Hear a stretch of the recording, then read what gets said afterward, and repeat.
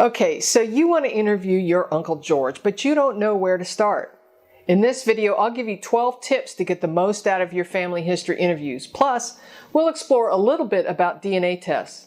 Hi, I'm Connie Knox, a lifelong genealogist, and I've done my share of family interviews. And, well, I'm in the broadcasting business too, so I'll share a few pro tips on getting the answers you need to take your family history further, faster, coming up next.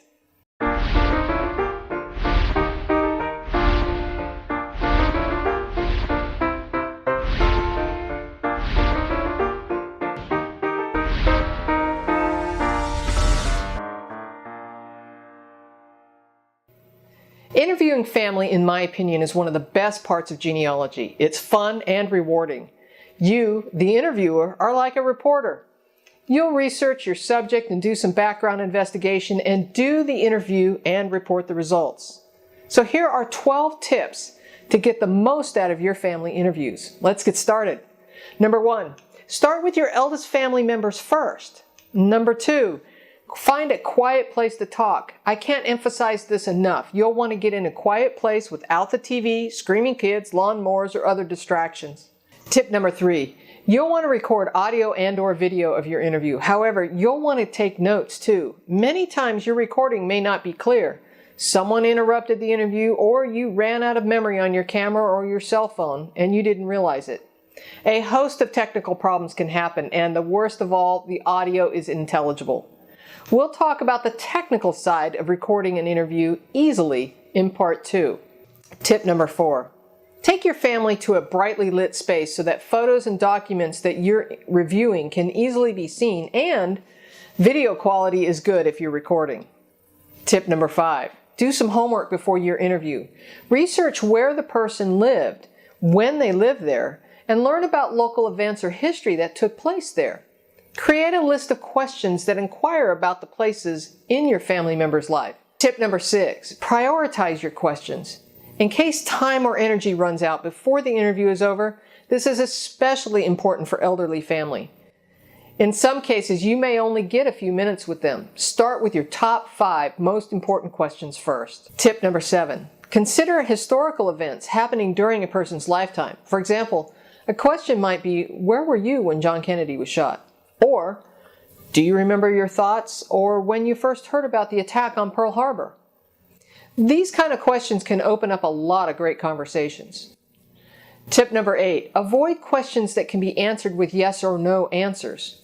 Use open-ended questions that start with, like, tell me about a time, or how did you feel when, or what was it like growing up in? You get the idea. Use the 5 senses as a lead-in to your questions. Think sight, smell, sound, touch, and taste. For example, what was your favorite dessert? That addresses taste. What were the mornings like growing up in the mountains? Maybe you're looking for sights and sounds.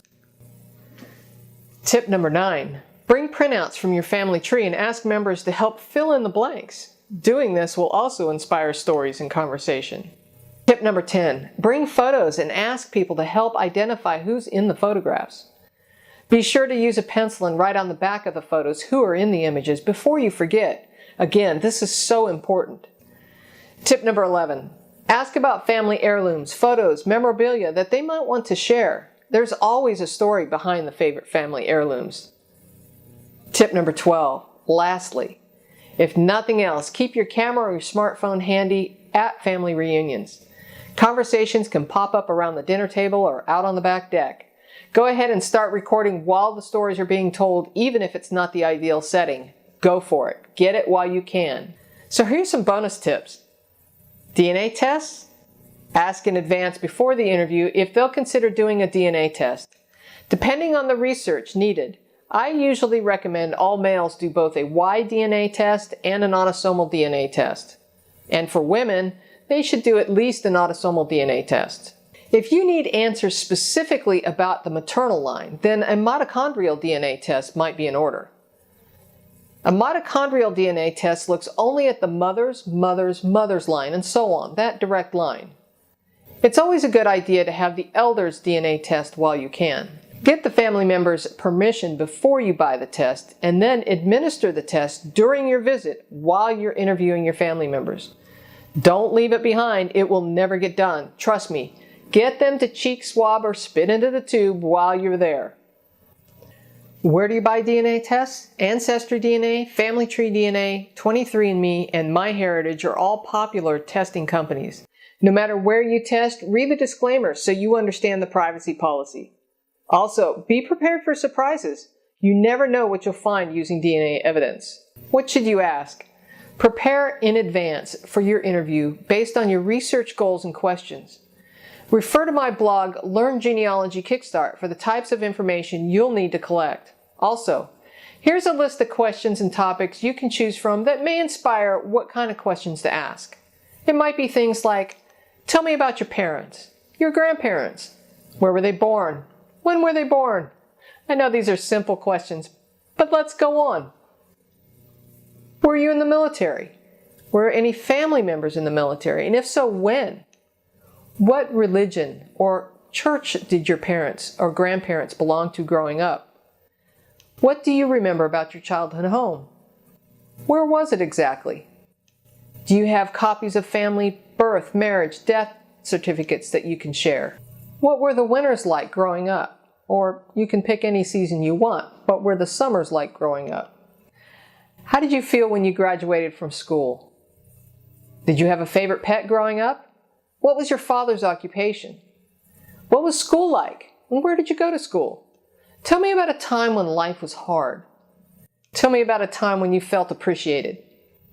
Tell me about your greatest achievements.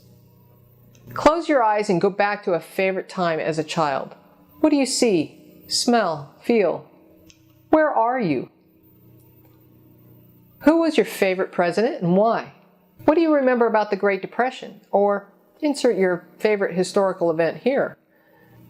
What do you want to talk about? What was your favorite television or radio show? Do you remember the first television you had? You'll have to design all of these questions to the age of the person you're interviewing. And don't forget to ask, what is the oldest item you own?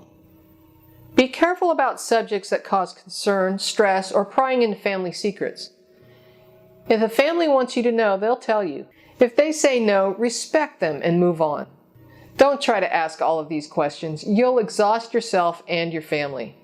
But use them as inspiration to create your own list. Once the conversations start to flow, the ideas and the follow-up questions will come to mind.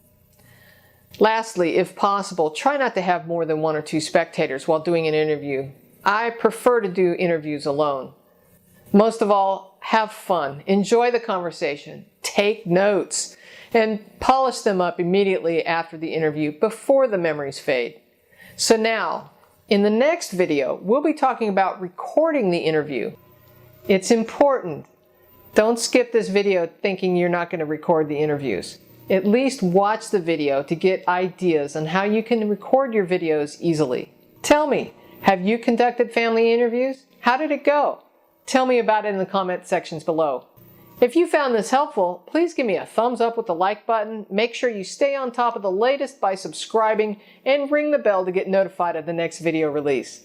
Lastly, if you're researching in North Carolina, check out the ncancestry.com website and the YouTube channel with the same name. Until next time, keep on climbing your family tree.